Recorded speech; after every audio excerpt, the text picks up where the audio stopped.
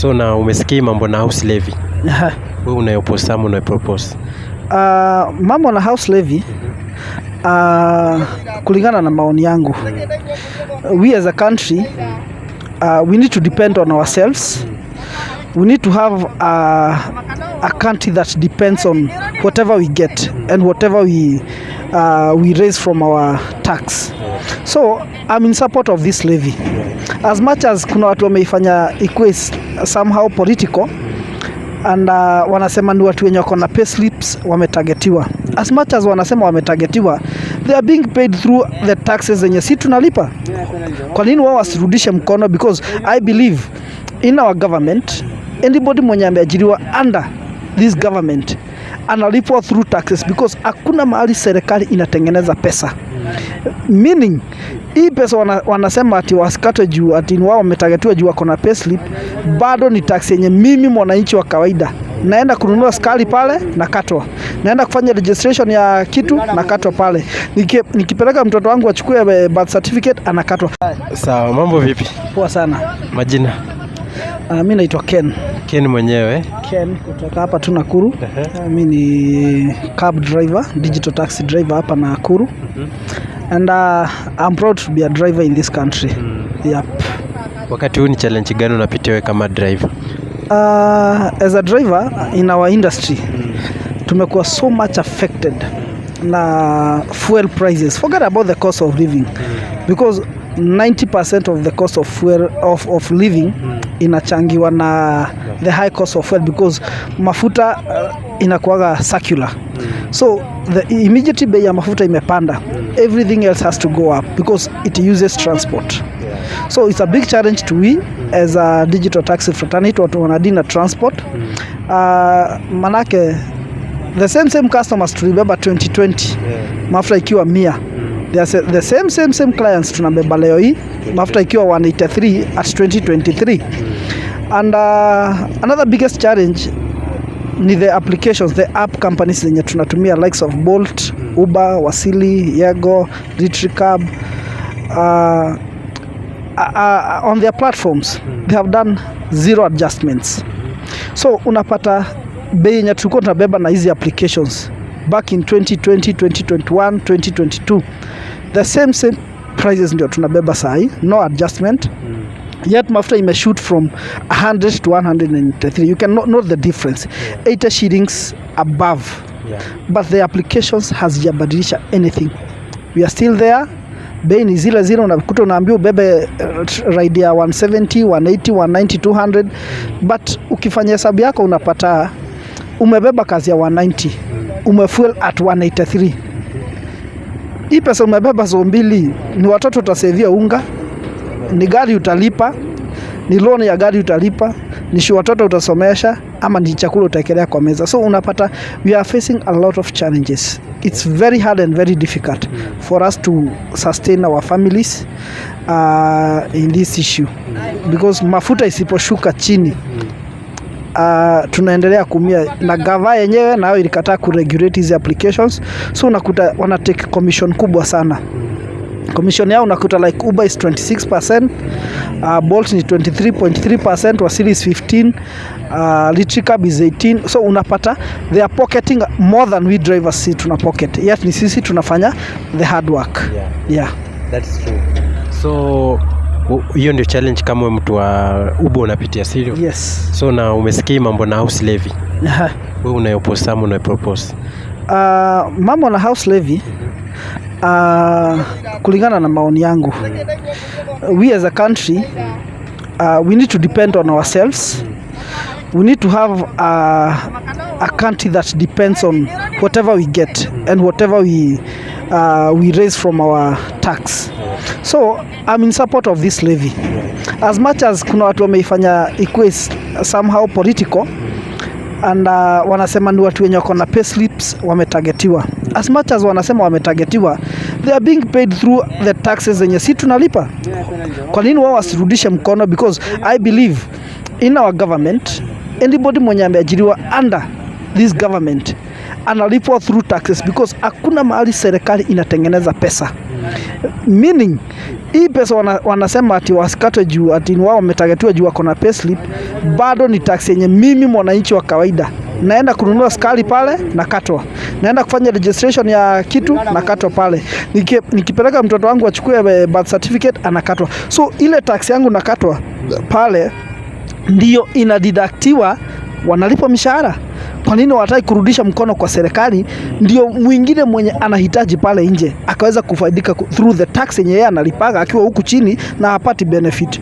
Because number one, ukiangalia hii 3%, for instance tuchukue mtu ameajiriwa na county government as a CEO, unakuta ule CEO analipa mshahara iko over 200,000, kukatwa 3% is only 600 shillings. Ni pesa kidogo sana. I don't see the reason wana complain yet. There is some people wako pale chini ya pyramid. Wale wako pale chini hawana ile uwezo hata ya kutoa ile 3%. But wako na ile maono ati siku moja nitakuja kukaa kwa nyumba yangu. Hii government ya Kenya Kwanza, the introduction of 3% housing levy yenye umeintroduce, it might not be helpful to those who have been employed by the government, because 90% of them, they can access government loans, a minimum of 1 million, a maximum of 10 million. Awezi linganisha ule mtu ako na hiyo privilege ya kupata loan ya 10 million na mtu mwenye hata haezi access loan ya 50,000. We are two different people. So ule mtu wa 10 million anaweza chukua loan ya 10 million, anunue shamba, ajenge na bado abaki na pesa. So it's a privilege enye itakuwa na added advantage kwa watu wenye wako pale chini ya pyramid. Hao ndio wametagetiwa sana na hii government, because kuna watu wenye ni masquatters, kuna watu wenye hawana kwa kukaa, kuna watu wenye hawana hata plan, hawana hata idea venye wataifanya wanunue ka plot na wajenge. So for me I support it. Watu wakubali, because number one, mimi kuna tunasemaga tutoe ushuru tujitegemee kama taifa. It's the only solution that this country can be redeemed.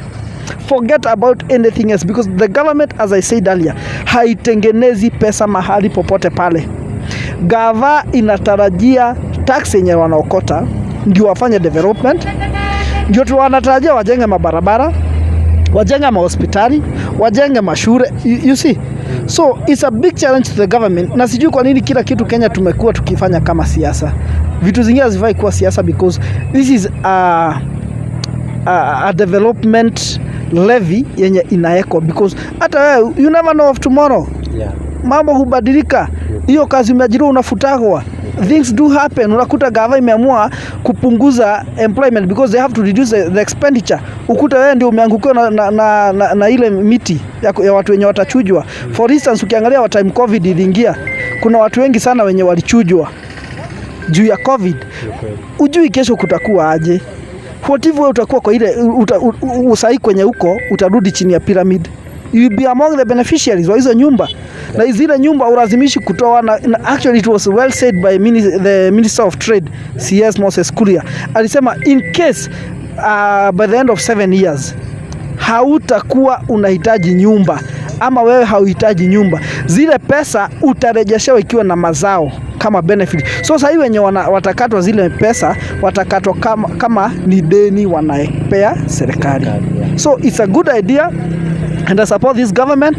Mimi nimewasikiza and I believe they have something to deliver this nation from debts, because number one, kama kuna kitu inatumaliza saa hii ni madeni. Madeni imetumaliza. So hii ni idea mzuri and ningeendelea tu kuurge the government isiendelee na mikopo. The more tunaendelea kukopa, the more burden inazidi kuwa kubwa na hatutai succeed tukiendelea kukopa. Yes. Maoni mazuri sana kutoka kwa mwanangu mheshimiwa hapa. So umesema una support 3% levy. Hiyo na support kabisa. Sawa sawa. Wewe pale penye unaishi sukari imefika pesa ngapi sasa? Kwangu area yenye naishi ni hapa tu within Nakuru. A 2 kg is retailing at 425. So that is for 2 kg. So for 1 kg is 200 and something. Okay. Which is at a very high cost, which we have no idea Nobody have any idea because the government ought to have explained because of 1, 2, 3, 4. The prices of sugar and some other commodities zitapanda juu ya 1, 2, 3, 4. At least you keep the citizens of this country aware of whatever is happening, whatever is transpiring for some prices to go up. You just hawezi tu amka siku moja vitu tu nakuta tu zimepanda and you are telling Kenyans nothing. We are now starting to raise questions. Yeah. That's true. So wewe unaona hiyo high cost of living ina affect sana, alafu tena tunaambiwa tutoe mambo na 3%. Wewe uone hapo kama kuna utatanishi kidogo? Utatanishi lazima itakuwa, but hii utatanishi kubwa ya 3% inaletwa na watu wenye wako na payslip. As I said earlier, mimi sina payslip. 3% nitakatwa wapi? Government imetarget watu wenye wanalipwa through tax.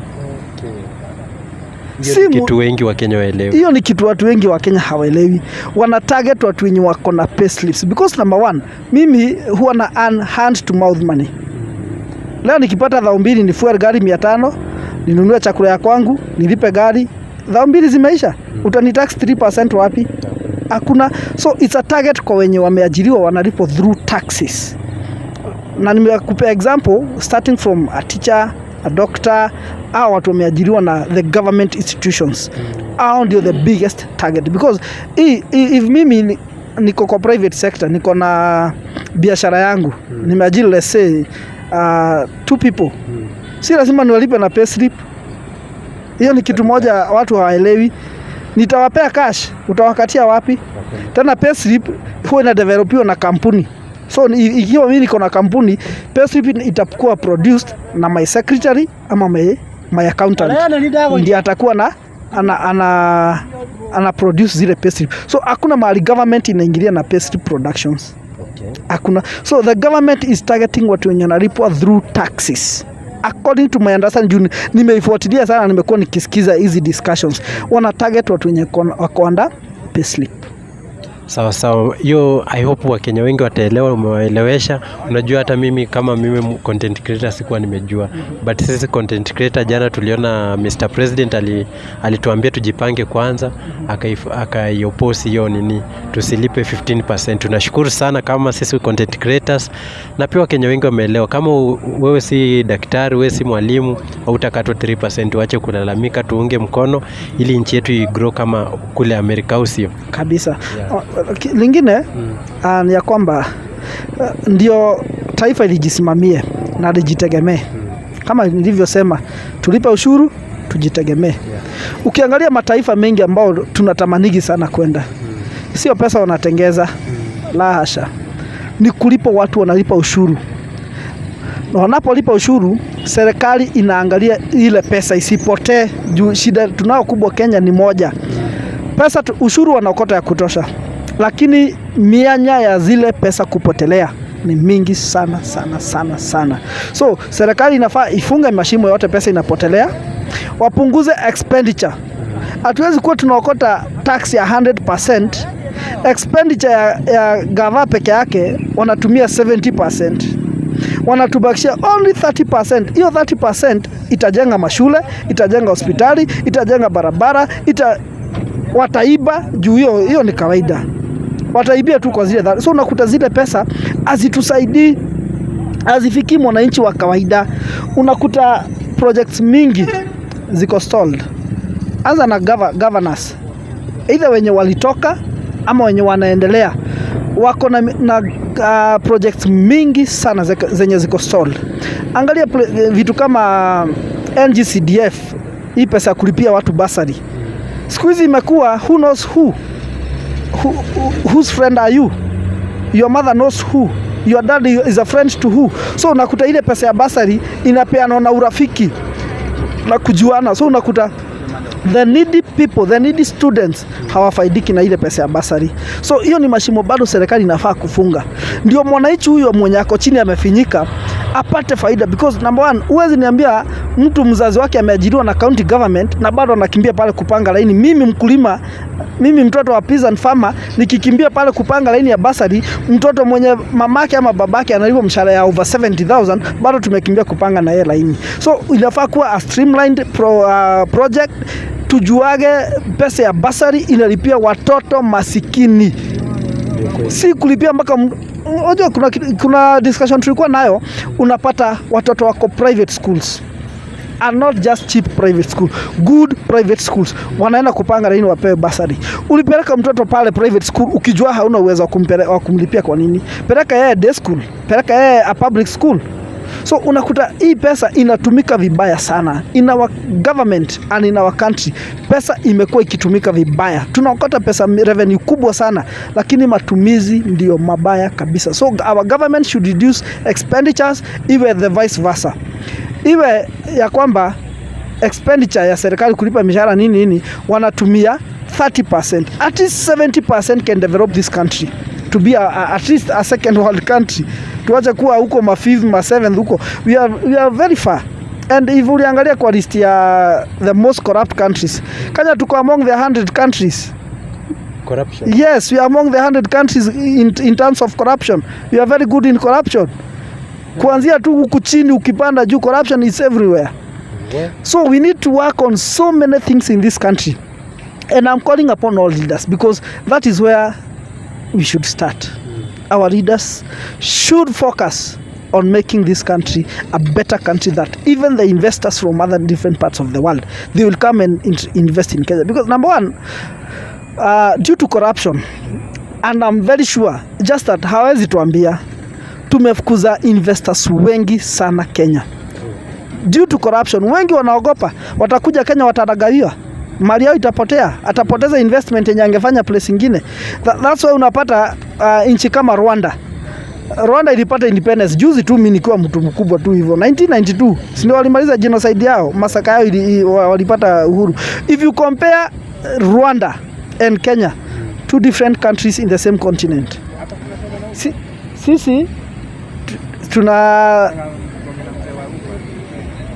tuna celebrate 60 years. To celebrate 60 years of independence. Juzi tu. Wale hata wajafika 30. Ndio wanaelekea 30 years of independence. But wako far much ahead of us.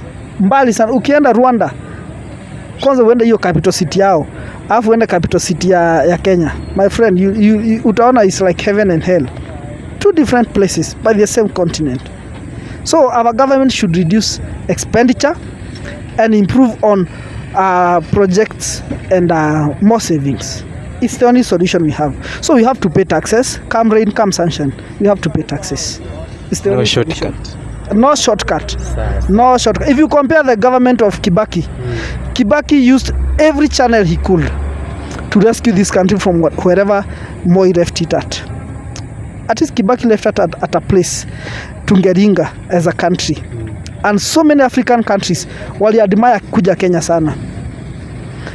So we need to work on development, tax and revenue correction, and more so government expenditures should reduce. Sasa tunaona mpaka ma CS wanaenda out of the country every weekend, and they're spending over 3 million per weekend. That's a lot of money. Number two, our government should work. If I were to be asked, if I were in those committees, I would request for some positions to be scrapped off. Number one, sionai kazi ya senator. I don't see any need of we having any senator. Kazi yake ni gani? Kazi yao ni kwenda pale bunge wanahongwa, pitisha hii mswada, angusha hii mswada. Nothing else. Hakuna kitu kingine watusaidia nao kama wa Kenya. So I don't see any value of having a senator. Number two, woman rep. I don't see anything positive about that position of woman rep, because I believe leadership is not about gender. Leadership is all about representing the people who elected you or who voted you into to represent. Kazi ya woman rep ni gani? Hakuna. Ukifika pale kwa protocol ya serikali hawaitagi woman rep, wanaitaka woman MPs. So wanaendaga national government. That's why unakuta our national government kuna motion itapita na kuna motion haitapita. For instance, and I'm telling you this with no fear of doubt. Leo hii wakipeleka mswada wa kuongeza mshahara ya ma-MP ama ya ma-senator, believe you me, you will not notice the difference between an ODM, an Azimio candidate and a Kenya Kwanza candidate. You will never notice them. Ikifika ni kitu ambao inawahusu wao wenyewe kama viongozi. They speak in one voice. They are always together. They are brothers and sisters. They sit in the same table. They take lunch together, discussing on how they will fill their pockets. Not about mwananchi. So for me, I would like the woman rep position iondolewe, Senate iondolewe, tubaki na governor, MP and an MCA. Period. Hii ujinga mingi sijui deputy governor ni ya nini? Unakuta governor akona wafanyikazi 200. Unakuta deputy governor na yako na wengine 200. Hiyo expenditure yote ni ya nini? Ukienda kwa senator, unakuta ofisi ya senator imeajiri over 300 people. Ama tuseme 100 people.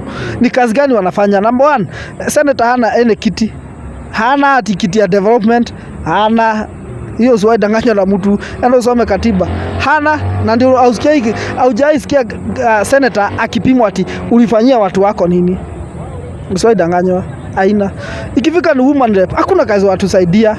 Wacha tuwe na represented, you know, leadership is not about ati na represent gender fulani. No. Prove to those people, prove to the electorates that you can be a good leader. Si tumeona kuna leaders dunia mzima, tumeona good women in leadership. Wengine wameenda mpaka to the levels of being presidents. Angalia mtu kama Samia Suluhu Tanzania. She's a woman. Na hakuchaguliwa ati juu yeye ni mwanamke. Hapana. Magufuli alimchukua because aliona some potential in leadership in that woman. Same should apply in this country. Hakuna haja tuchagua ati tunachagua, like for instance, na mimi napenda kupeana examples zenye ziko. Tukuje Nakuru. Tukikuja Nakuru, governor ni mwanamke. Senator ni mwanamke. We have like 10 MCAs wanawake. In Nakuru County, we have 4 women MPs.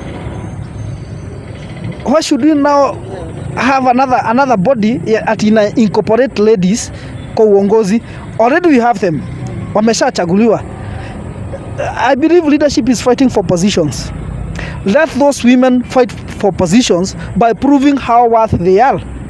Let them prove that we can lead. Si lazima tupewe privileges ati kuwe na position ya woman rep, ati ndio tuwe na wamama wengi kwa bunge. Wacha watu wapiganie. Because hii mambo ya kusema ati tuweke kiti ya wamama ndio wamama wakuwe bunge, no. Bado tuko nao. Nimekwambia Nakuru tuko na MPs 4 wanawake. Governor ni mwanamke. Senator ni mwanamke. MCA tuko na over 10 MCAs, kwa wale tuwakuwa nao 55. 10 ni MCAs wa Nakuru County ni ladies. So they wameshaanza wanafaa kubuild ground yao, tuone the leadership qualities, because the moment tunashasema ati hii kiti ni ya wanawake pekee, what about the youths? Hiyo ni swali naulizaga mimi. Sisi vijana tumewakilishwa na nani? Yet wanaishi kutuimbia hapa, you are the leaders of tomorrow. Which tomorrow? I'm not turning 35. Nikiishi kuimbiwa ma leader of tomorrow. Nikienda kwetu kusimama MCA nakuta wazee wenye wameretire ndio tunaenda kubishana na wao huko. Wametoka pesa yenye wote wameiba kwa retire. Mimi sina kitu. As you know, our country, money talks. Yeah. So it's a big challenge, na ningeomba our government ipunguze all the expenditures. It's the only solution. Sawa. Maoni mzuri sana.